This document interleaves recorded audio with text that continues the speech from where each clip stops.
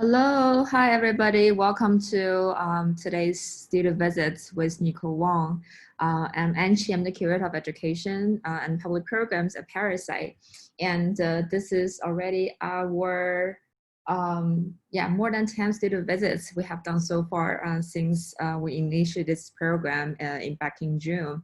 So today I want to make a special introduction because from today towards to the next 7 student visits, no longer Parasite's own staff will moderate the student visits. We're also inviting a group of emerging curators, researchers from all over the world to be our guest moderators. And they're also the participants of the Parasite 2020 workshops for emerging arts professionals. So please stay tuned. And today we also have our very first guest moderator, Rodrigo Guzman-Serrano, who's going to moderate today's student visits with Nicole Wong.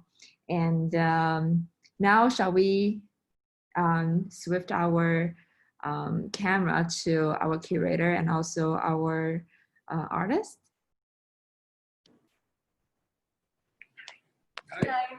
Hi, my name is Rodrigo Guzman-Serrano. I'm here with artist Nicole Wong in her solo exhibition in Hong Kong. And we're going to talk about her work more sitting down and about her whole overall work. But we thought we would guide you guys through some of the works that are in the exhibition because they are very interesting. They're from this year. And I will let Nicole, maybe if you want to introduce yourself or just go directly to the work. I can do a very short self-introduction. My name is Nicole Wong. I'm based in Hong Kong. I'm very happy today to have Parasite, the team from Parasite, and also Rodrigo to talk about my work. And you're based in Hong Kong, right? I'm based in Hong Kong. You're born and raised in Hong Kong? Great, fantastic. Do you want to maybe talk about what we have right here behind us? Absolutely. So I think this is such an eye-catcher among the other keys. I mean, we have to play a piano. Usually, it's supposed to play the song on loop, and on the wall we have the framed music sheets of the melody. Yeah, and this is the melody that we were listening at the beginning before we started, right? Yeah. Very well-known melody by the Moonlight Sonata by Beethoven and played by a piano beginner, I have to say. So she was trying to figure it out and trying to practice as much as possible. Even she made some mistake and emotional articulation during the practice, and the transcript and the recording that played on the piano record, the mistake that she made. In this presentation, I found that it gave the second light for the mistake. In this presentation, the mistake is no longer a mistake. Maybe I think this is the right way to put it. And right, so what you did was basically record the practice lesson, transcribe it into the correct musical notation with every single mistake, mishap, note over here and there, some frustration that we found, like all this ta-ta-ta that we hear, and you kind of legitimize the mistake as a possible way of performing the work, right? Yeah, exactly. And one thing I found very interesting is that you might think that making a mistake or pressing the wrong note would be something very easy or the beginner would make. But when it transcribes into the sheet music, into a musical language that is very formal, and there are a lot of rules writing the notations down, and it became very complicated. Even for a professional player, the feedback from professional player told me that he found it very hard to read as well because it sort of doesn't make sense. And in the end, after he plays several times, he starts realizing the mistake, like where they come from, because she always confused between two notes, and there are something very interesting conversation indirectly between these two strangers. So for the record, the recording part for the player piano was done by a professional pianist, and we are very lucky to invite him come back again to play live this Saturday. So we are looking forward to it. Great, great. Should we move to the next work?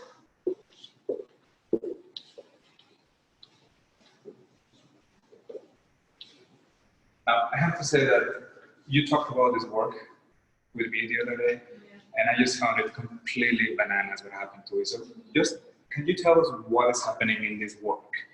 I think to a lot of viewers who read the press release before coming would be a big surprise.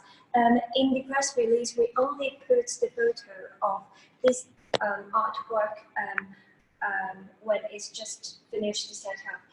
It consists of 4 layers of thin tray, and it appears as an empty bookshelf in the middle of the showing space, and each tray filled with black Chinese ink.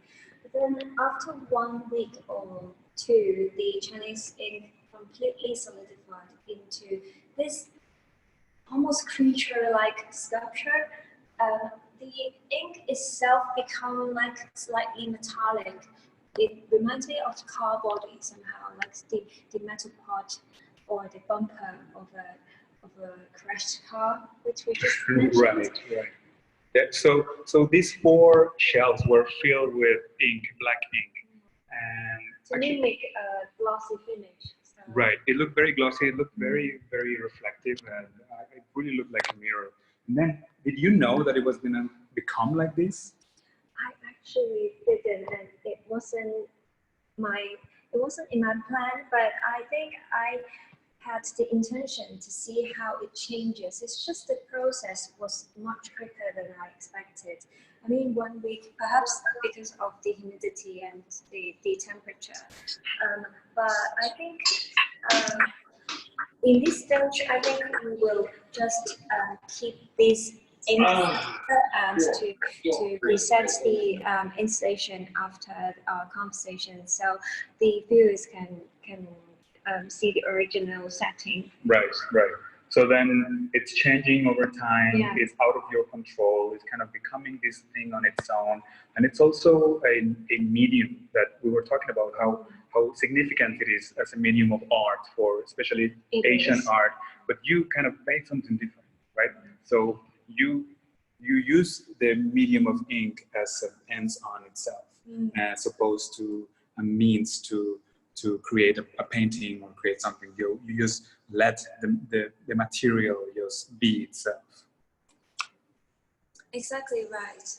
Chinese ink, when we see the artwork description that the medium is ink, then we will suppose that the artwork would be a drawing, a calligraphy, something 2D. But apparently we have the empty bookshelf here, which doesn't seem like an artwork itself because it's functional. So that I think it would be a surprise, and I think it surprises me at the same time. The 2D medium completely become 3D right now. Interesting. Should we maybe go sit down and talk more about your work? Yeah.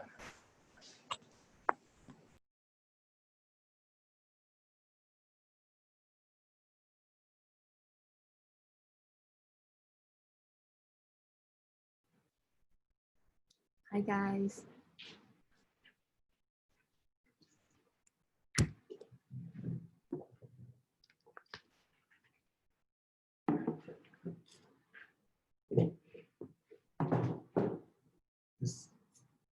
Okay, good.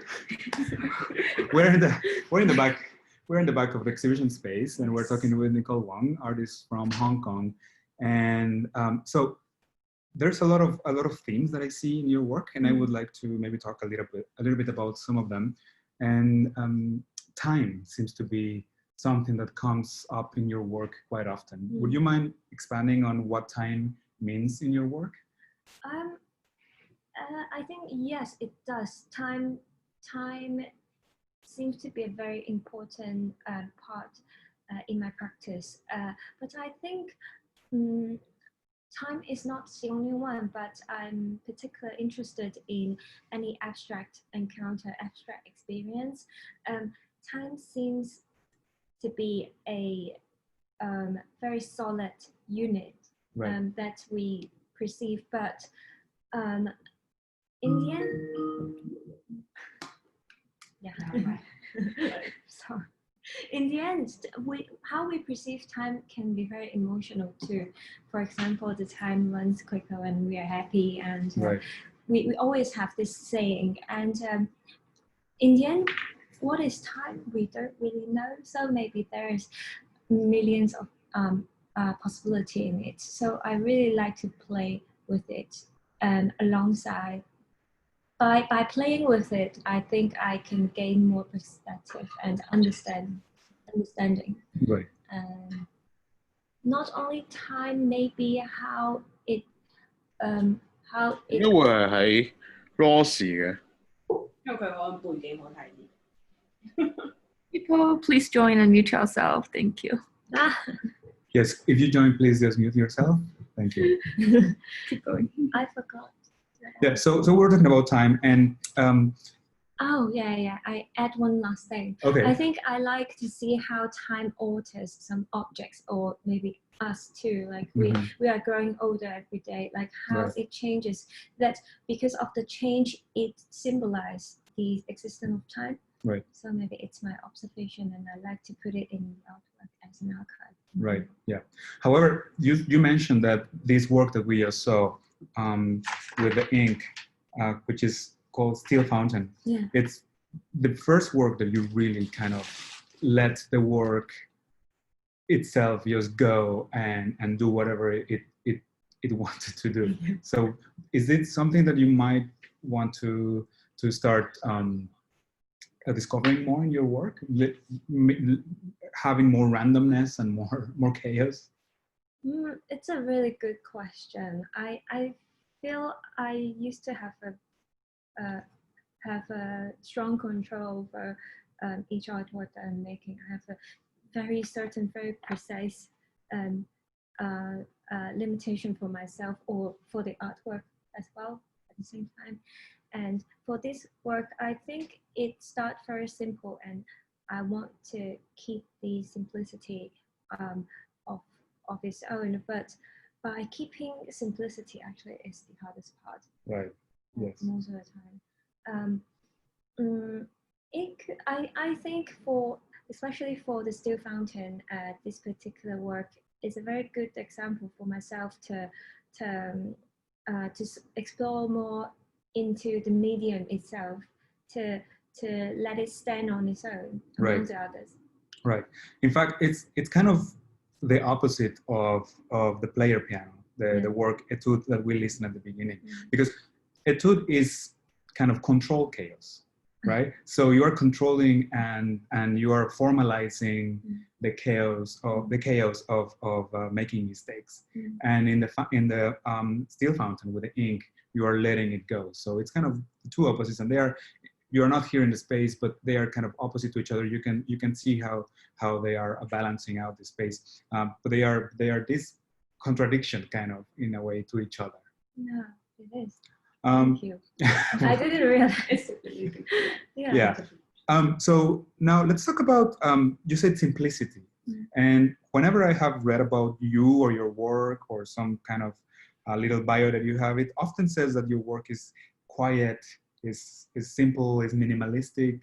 Would you appropriate those qualifiers? I think visually, definitely, I think I'm more on the minimalistic approach, and making an artwork, the manifestation of the artwork looks very simple, and usually I don't really use color that much. Right. And I think there are a few reasons for that. I think first of all, okay,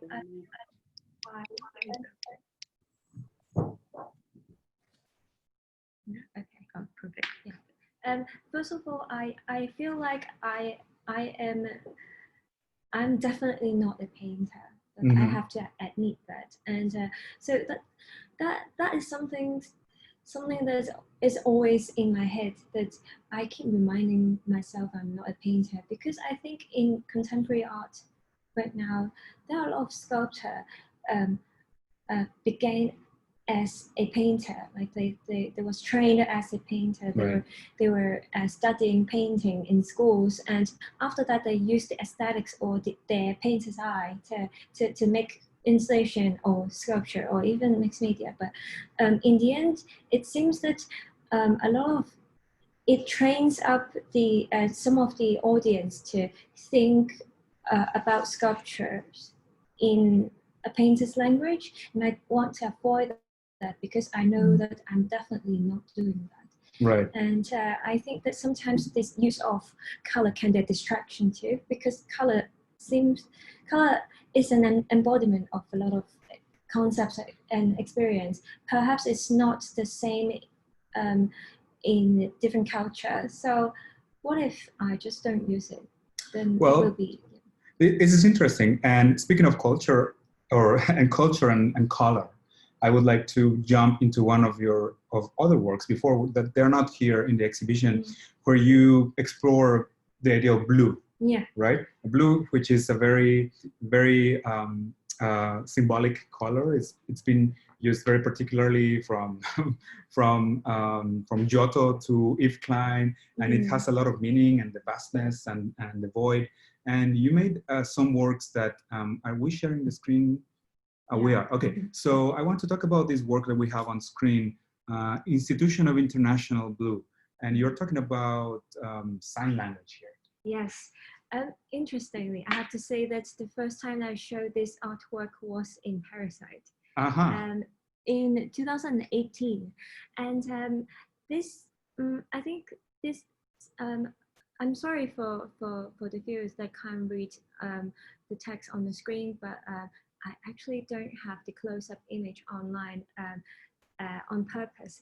And the series of pages that we're looking at are a collection of either stories or facts or research, and the images on each page show the gesture to sign the word blue in different countries. So sign language is just like our speaking language. We have English, Chinese, Spanish. It's just the same for sign language. So in here we are depicting 9 countries, the sign language system in 9 different countries. Right. And from the gesture of signing blue, I try to imagine how the inventor puts the word in this way. Like, for example, the you guys reach back because I need to sign now.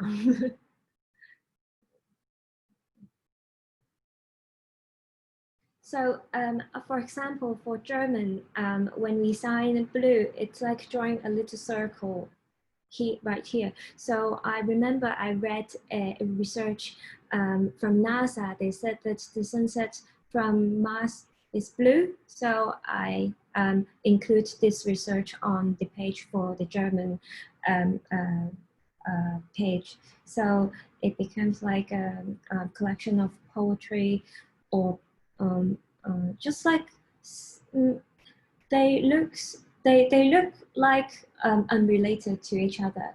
But I think if you know the thread between them, then it became like a solid experience on how we perceive the color, and I think it helps us to realize how insufficient words to describe the experience of blue. Right. And I think particularly colors is one of those things that are very, very important also for philosophy, linguistics, and culture, because there is this idea of linguistic relativity, of how people see the world and kind of chop up the spectrum of color into different names. Some people see the spectrum of red and orange. Some cultures see the spectrum of red and orange as the same color, and Russian makes a difference between light blue and dark blue, whereas in English is blue is just different hues of blue. So you found that there is still also some sort of relationship between some signifier and the sign. Interesting. And how did you choose the languages that you eventually depict here? I think I chose the. I have to say that some of the countries, their signs are very similar, just like our languages. Like, for example, European languages sounds maybe similar. Right.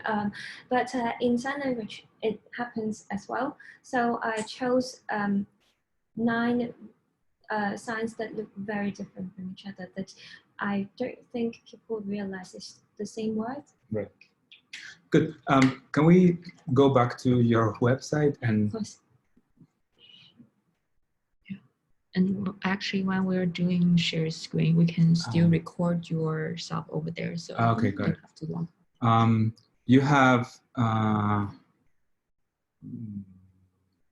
this one. So this is related to the work that we just talked about. Yeah, it is. What are we looking at? It is. We are looking at a video, a tutorial video to teach the viewer how to speak a fictional language. A fictional language. Yeah, that I create out of multiple translation until it got lost. So the pronunciation was obviously digital, and it's just Google voicing it out. And the words that the video is teaching us are different shades of blue, like a name of different shades of blue. But then we are staring at the blue screen. So I think from afar, it looks like a broken image, like a broken video. Right. I remember my VHS doing that when the video finished. There was like the dead. Yeah. So you created a language, but it was based in existing languages, right? It's based in existing languages. And then you translated over and over on Google Translation, and then you came up with this. And how does it sound like? Do you remember some of the? In the end, it sounds like European or English, slightly English, because consider the voice speaking it. I think it's developed from English. So you think it's also a little bit about maybe the problem of translation between, of course, languages, but also between systems of representation, like color and sound and the music. Do you think maybe is something that we could that we could see in your work that way, or? I think this work is a little bit deceptive, I have to say, because even though it's professionally teaching you the pronunciation of those words that appears on the screen that you can read, right. And the subtitles on the screen is in English, but then it also sounds a bit like a language that you're supposed to know. Right. Because it sounds like English, but you know it isn't, but it sounds like it. Maybe a British person speaking something that you don't know. Maybe it's something that you just never heard of, but I don't think people will assume that it's a fictional language. Right, I see. As long as I don't tell, I don't think. Maybe it's like the English of like the future, 1,000 years from now. But speaking of being deceptive, I want to jump to another work because I particularly liked it. This work is, I think, this one. Are we sharing the screen? Yeah. Yes. Okay. This work is Mindscapes. And I have to say that when I came across this work, I thought, you know, it looks like a CT scan, like a scan of a brain. And there's many artists that work with that, right? That work with this idea of Do they scan their brain? they scan their brains, or they scan other people's brains, and they make, you know, claims about selfhood based on that. But then you look closer, and I hope they have, yeah, you have a close-up version here, and it looks like to me, it looked like a geode, some sort of mineral.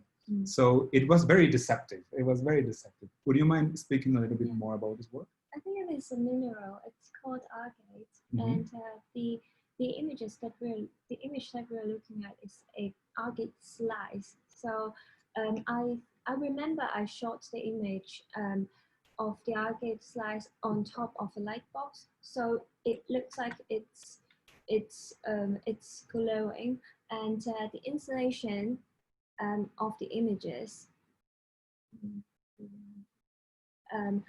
I present the image with the light box again, so it becomes alive in another sense. Right. And for me, I'm very happy to hear that you thought that that's CT scan, because it's my intention. Isn't yeah, and I think it's based on very personal experience of having migraine, and I got into a hospital because of it, and the doctor couldn't figure it out, so I had to have all the scannings and the test all in one go. I have to say I am a rather healthy person, and I don't get sick that easy. So it became a very it gave me a deep impression in terms of feeling alive, because I can't recall the last time that I feel so me because of the pain. So I think that this experience reminds, I have to remind myself, I have to make something to remind myself of this experience. Right. Therefore, we have this series of images, and I think the agate not only look like a CT scan or the brain that we have, but also a bird eye view of an island or like the landscape as well. Yes, yes, I think that maybe that's why the name Mindscapes. Yeah. So, but you're right. Often the experiences that are the most painful, or when we really, you know, get some pain in some part of the body that we didn't even know it was there, is where we are really conscious about it. I really like this work because of that. And yes, it has this ambiguity, because you're not appropriating aesthetics of science, but you're like pointing to it, right? You're saying this looks like something else. And this is a very interesting semiotic device to kind of conflate these things and overlapping them. And as you said, it also looks like overhead shots of islands. It also looks kind of like if you make a cross section of a planet or something, like the core is there. So I think it's just a very This one is definitely bleeding. This one, right. It's like it's like coming out of here. Yeah, I just thought it was very interesting. Did you handle these materials yourself? The minerals, you chose them and you placed them. Yes, I still have them and I still have them. I gave one to my father. Interesting. Very interesting. I have been collecting stones and crystals and mineral specimens for a while. It's just they look generic, but they actually look unique. Like each of them is unique. Right. So, like a brain. Like a brain. Like a snowflake. Right. So how do you? So,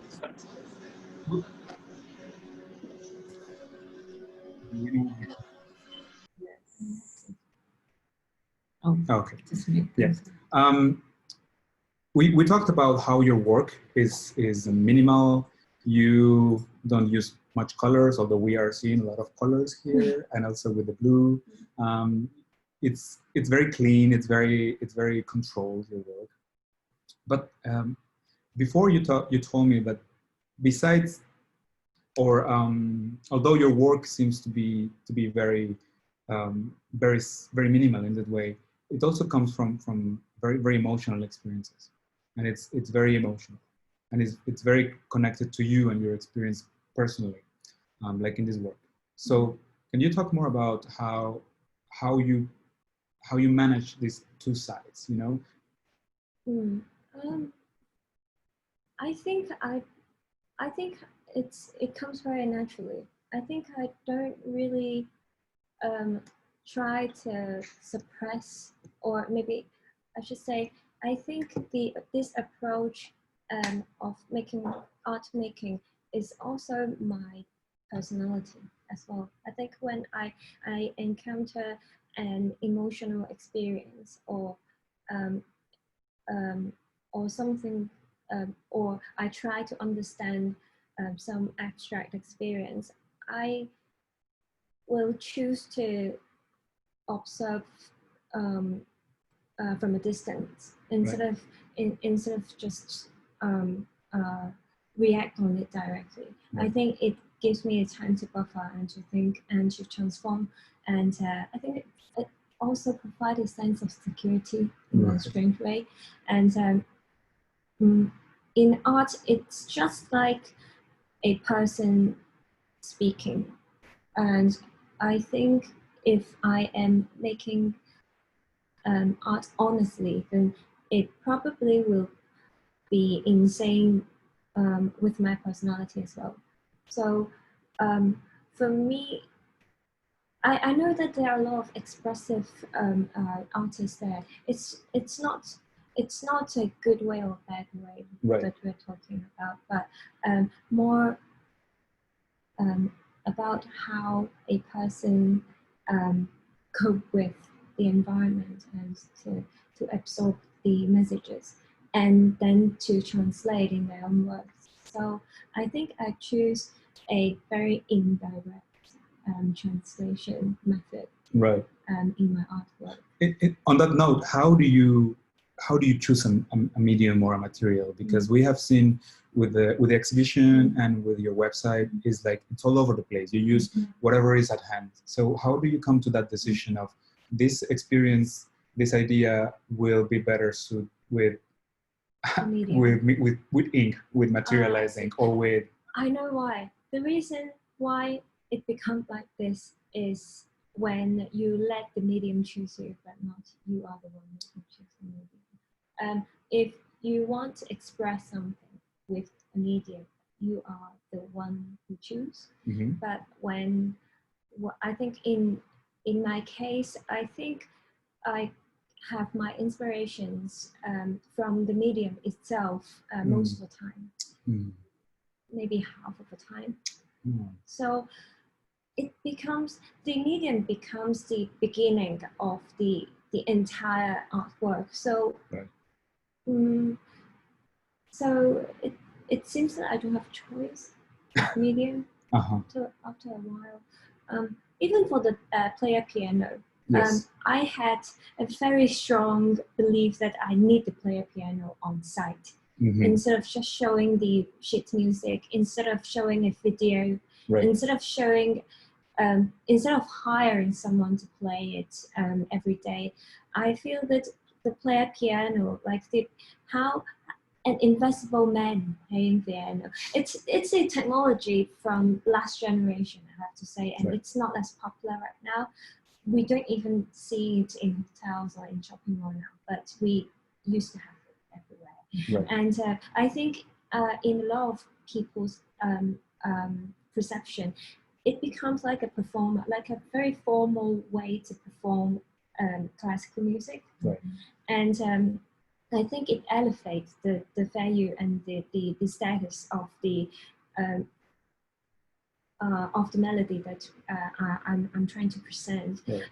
It was based on mistakes. It was played by a piano beginner So it's not really a music technically, but when I translated into the musical language on paper and play it on the player piano, I force it to be to become formal, to become a music. Right. So the mistake is not a mistake anymore, only by the presentation itself.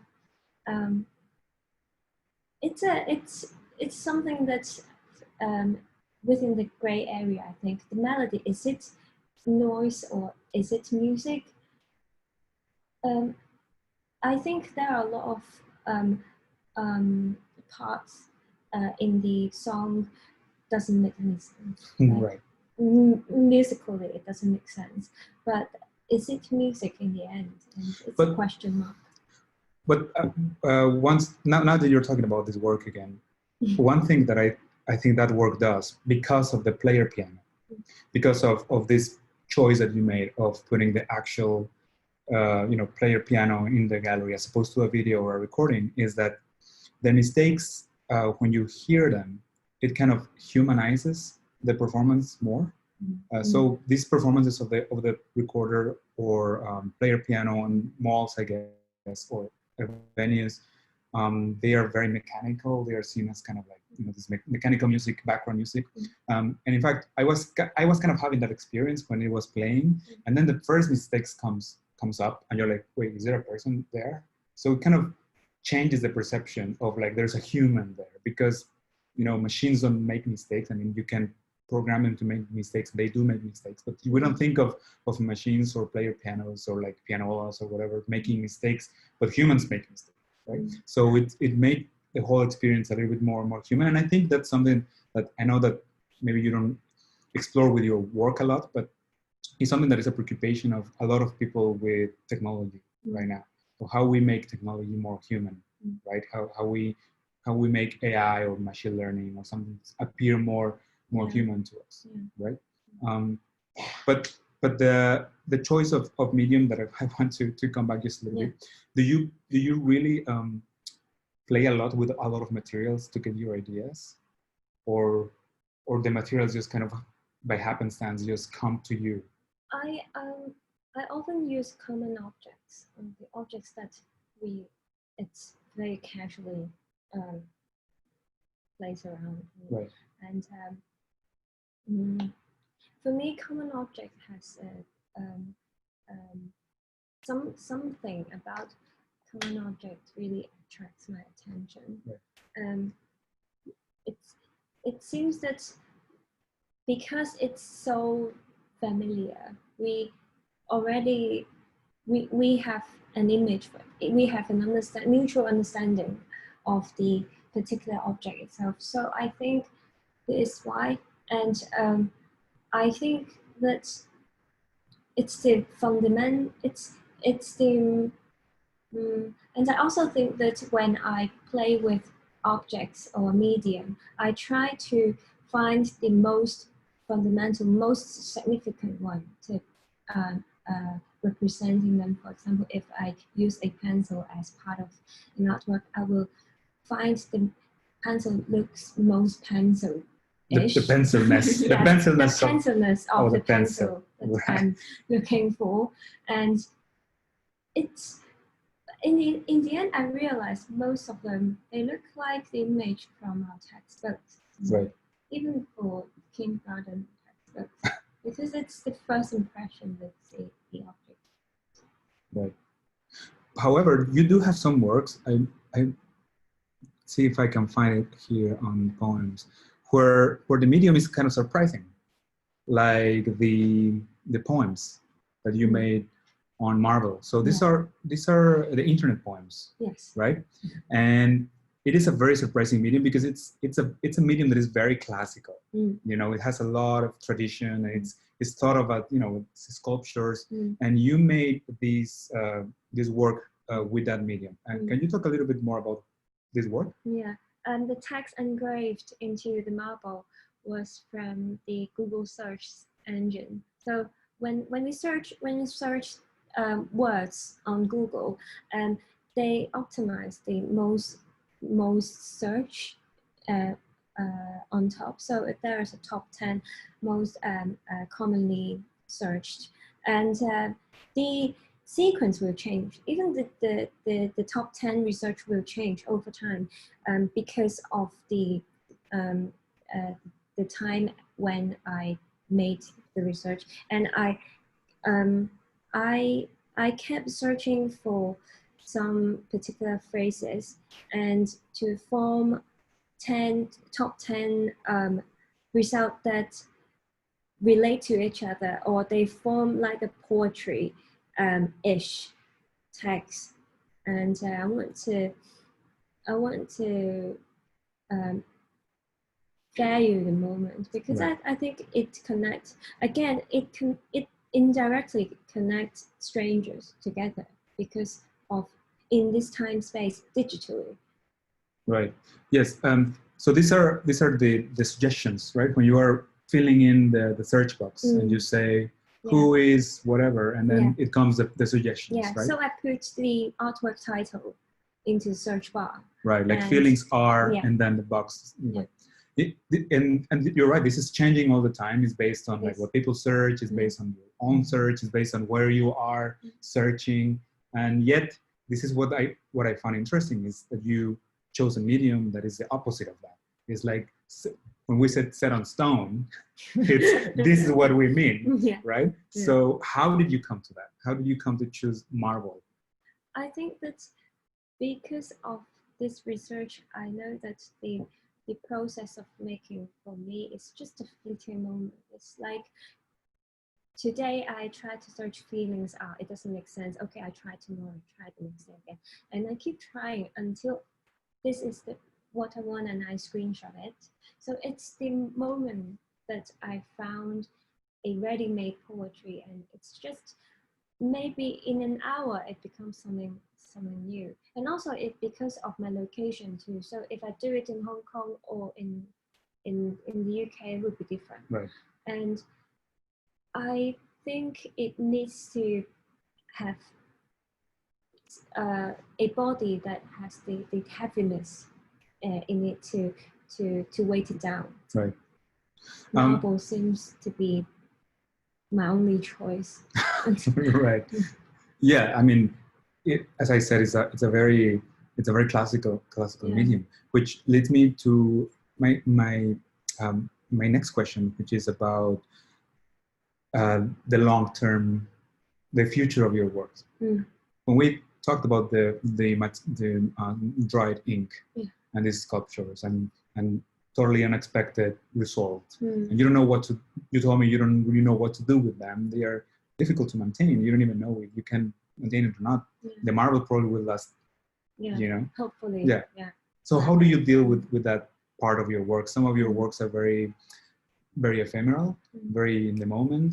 Some of them are like the ink, very, very fragile, whereas others are very, very durable. So how do you deal with that? It's a good question. I want to know as well. I mean, the future of my artwork, I really want to know. But it's a very good question too. It seems that whether the material is long-lasting or not is a very important question for the industry, for the business. Right. I think more for the business, or maybe museum collection as well, because of the maintenance and the preservation of it. But I think for the fragile pieces, there are another way of preservation. Even though marble seems very sturdy, but it's in the end, everything changes over time. Right. So, and we actually don't know how human being or how civilization will become in the future. Maybe we don't even interact in reality, and maybe we rely on virtual,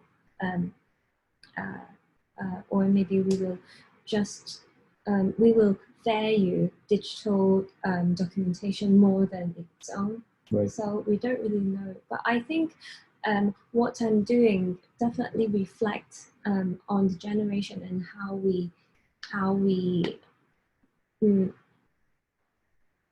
how art can be. Right. I think maybe especially in the classical, maybe in the previous generation, the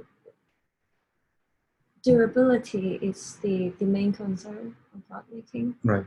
But what about the performing pieces? Right. We have in the contemporary art now. Right. I mean, there are virtual art. There are websites as artwork. So Right. we don't know. But I think anything that's made by contemporary artists reflects on the time that Right. we are having. Right. What I like about this piece is also that it's very much about language as well, and this is something that that we have been speaking about as well. That your work is very much about language, and what do we use language for, right? And what do we and what is language? I mean, where is it from? We don't really know. Right. Yeah, there are a lot of research, but it's still we can't conclude where we have language. Right. Why exactly. only human beings? Right. Right. Or at least to this degree, right? Because we can see different traces of semi proto languages and in other species. But this is something that I really like about the work, and I would encourage people to look up your website. You have work that is so diverse that people will find something very interesting in each one and a very different way. At this moment, I would like to open up the conversation to Q&A, right, from the people that are listening and joining through Zoom. I don't know how do we do this. People can just unmute themselves, ask questions directly. So are we sharing screen? Maybe when people are still preparing, actually I do have a question for Nicole. So I feel like language is really important in your work, no matter it's the unspoken words or even we're talking about materials.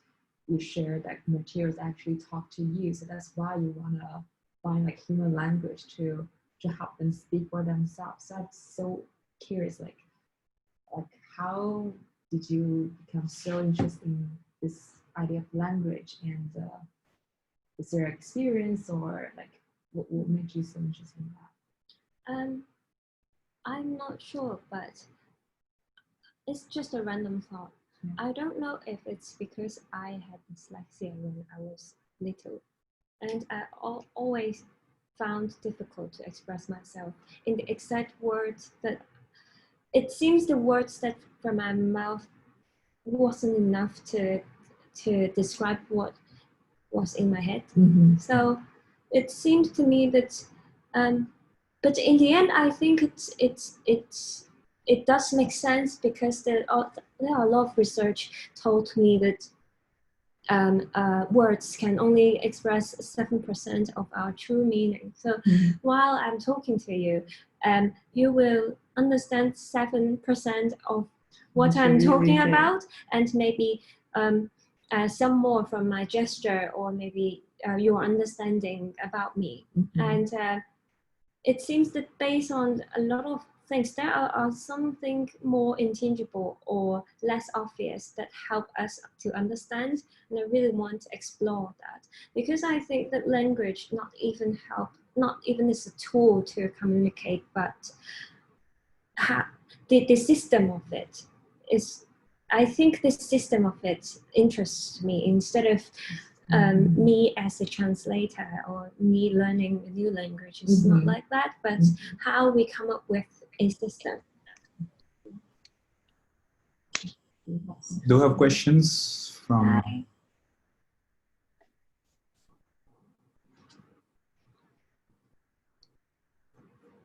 Anyone has any question from the audience? Should we raise my hand or? We can hear you. Please go ahead. Question. First of all, I've just seen your show this afternoon, so it's really nice, and congratulations. Thank you. My favorite piece in your show is a little kind of a box by the wall, and after some discussion with the staff, I learned that it's actually the sheet music representing the last song of a bird on the verge of extinction. I don't know what, I can't remember the name of the artwork.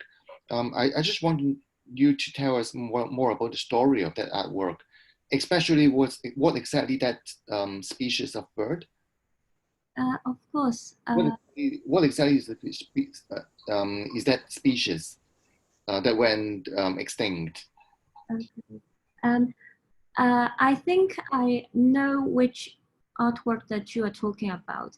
Perhaps I can show some photos on screen, which I will tell you in person. It's a tiny cabinet that holds a sheet music, and the artwork title is the same of the song title. The melody was from the recording of the last bird singing, and it was I think it was the last one in their species, and they were supposed to sing duet to attract the other partner. And so in the recording, it seems that one bird is singing and there's a long pause waiting for another bird to respond, but obviously it's just him singing. I think I remember it's a male, and it's just one part singing, a long pause, and another part, and you just keep repeating over and over again. And and which species I can send you personally. I forgot. For some reason, the member of staff was looking after your exhibition this afternoon told me a slightly different story, but in a way it's like a fable, right? It's kind of it doesn't matter, but the version she told me was is actually the last member of the species existing on this planet. And after the death of this particular bird, this species have extinct. So it's obviously not true, right? It's the recording of the last bird of the species. So I assume. Is it correct or not? Yeah, it is. So based on the information that I have, and it's from an open source, so it's an online library, and I think everyone can access. That's fantastic, because I've been Googling about this for the past 5 hours. So I would really appreciate if you could send me, maybe I will send you an email tonight, just to make that connection. Yeah, please do. Thank you very much. No problem. Thank you for coming to the show.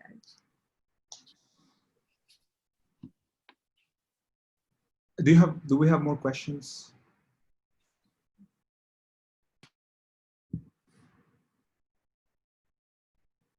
You can just barge in and speak.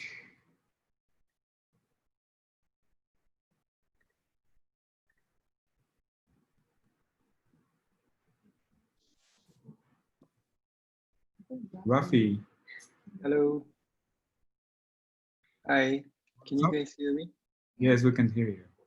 Yeah, I just want to make a small comment and also maybe a question. Thanks, Nicole, for sharing with us. I think I just wanted to say that I really like how you, for the lack of a better word, categorize your works into this idea of poems, problems, and puns. And that's a rare thing for an artist to do, I think. And yeah, I was just wondering if, and it seems to me that sometimes these works, they overlap and jump between these three categories. So yeah, maybe you could share a bit about your idea behind how you categorize your own work. Yeah, sure. Thank you for your question. I'm glad you asked. I think it's a little bit strange way to categorize your work. I think most of us categorize based on the medium or maybe the year of production, but for me, it's very difficult to do so because I'm working with a lot of different medium and way of presentation, and if I have to put a label to my work, I think almost every piece that I made would be installation in the end, or mixed media. But I think I want to categorize my work based on the story or the motivation, the intention of making it. And I think that you are very right to say that some of the artwork are overlapping. They can be funny, also can be problematic, or they can be very poetic, but at the same time poking fun as well. So, but I think by putting in this order, it will be more. It will open up the opportunity, like the possibility of encountering the artwork in a new sequence. I try to have them lay out not based on the production year as well. So hopefully you will see hopefully you won't see the artwork development in the first impression, but perhaps if you feel interested, then maybe you will see some hints, or maybe you will see the change how I developed the practice. I just want to say that one of the things that I really like about how you do your categories is the puns. I don't know if you guys can see on the screen, there is a section of puns, and of course a pun is it's kind of a linguistic joke or something as a word that sounds like something else, and you make kind of a linguistic game out of it. But your works are visual, so it's kind of making visual puns. So I don't think I've ever seen like an artist with a category of like puns as it's a very interesting thing. I think I use wordplay in my practice very often too. Sometimes I use it visually, like as you said, visual pun, visual metaphor. Pun, But sometimes I play with the artwork title. Right. For example, the one that we are looking at called Still Life. It's a crystallized painting, a still life painting, but because the crystal is all over the painting, including the frame, so the image of the original painting is hardly seen. Right.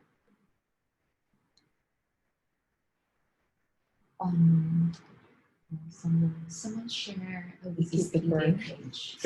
Is this the bird? Yeah. Oh, someone shared a Wikipedia page of the bird. Yeah.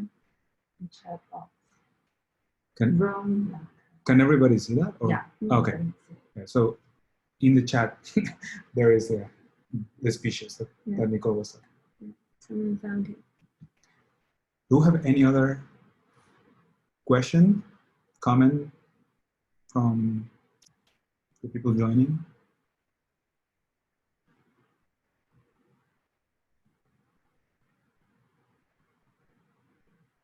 Nothing?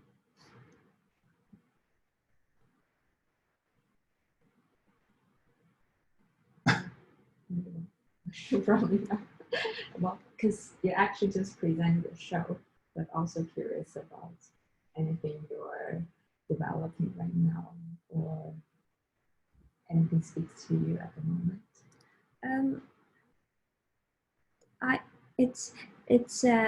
Yes, I do. I think that throughout making this show happen, the making process of the exhibition is very inspiring, and it's still, I have a lot in my to-do list, because the inspiration that I have gained from the making process and in the past few months, and some of them might be related to the existing artwork in the gallery right now, and I think I'm really interested in looking into more the concept of mistake and failure, and who knows, maybe I will have another chance, maybe I will have another exhibition or collaborative project. I do have some collaboration coming up very soon, and but I think stay tuned. I think I will send news to everyone when it's ready. It sounds like some of the works is new works for the show. Most of them are new works. Only for the bird song is and a previous work.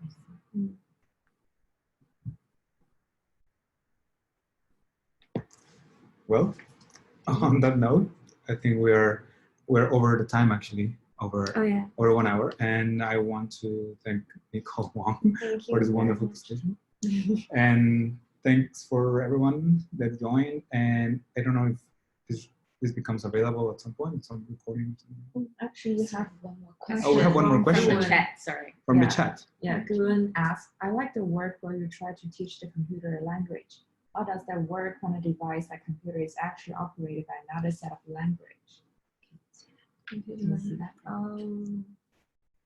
I see. The work that I think the work that you are asking about is Blue Weights. Sorry. Here. And it's actually I didn't really create the program to make this video, but more I forced the computer to pronounce a fictional language. The fictional language was not something come out of scratch, but a multiple translation between languages. So it becomes like a new word that is very hard to pronounce, but in this case, we can ask Google to help us. So I think this is one thing that I really like to do, is not to learn something new or not to invent something new, but to use a skills that everyone can access, like open source, like the Bird. It's an open source online library, and for this it's Google Translate. I mean, everyone can use it, so it feels more familiar and close to daily life, don't you think?